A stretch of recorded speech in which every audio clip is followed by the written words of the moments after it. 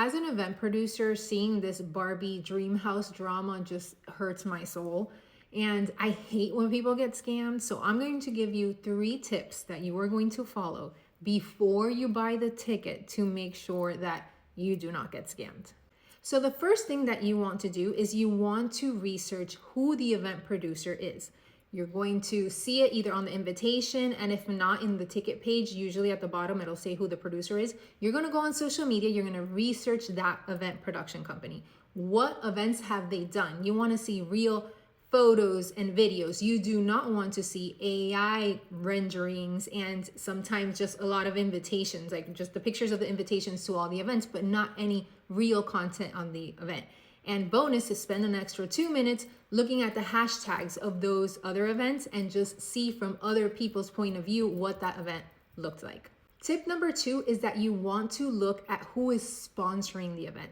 So in the case of the Barbie Dream House, you can see there's like Michael's and like Dillard's here, but most of the other ones are small businesses. Creating an event is very, very expensive, especially an immersive one. So what you want to see in something like this that you're expecting to be big scale is that you want to see big businesses. Producers like me, we use the sponsorship money to actually build the event. Like all of that money, those hundreds of thousands of dollars come from those big sponsors, sometimes millions of dollars. The ticket sales are the profit.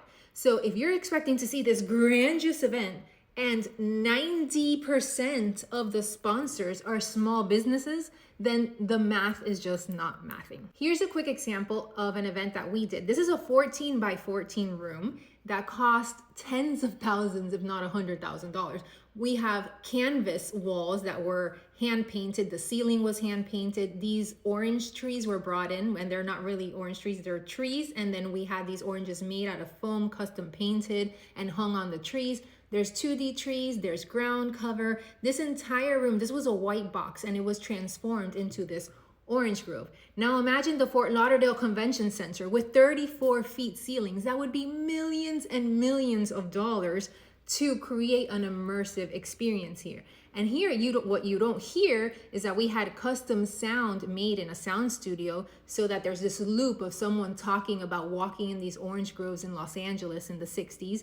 And what you can't smell is the custom scent that we had made so that when you walked in, you just smelled citrusy and it's just amazing.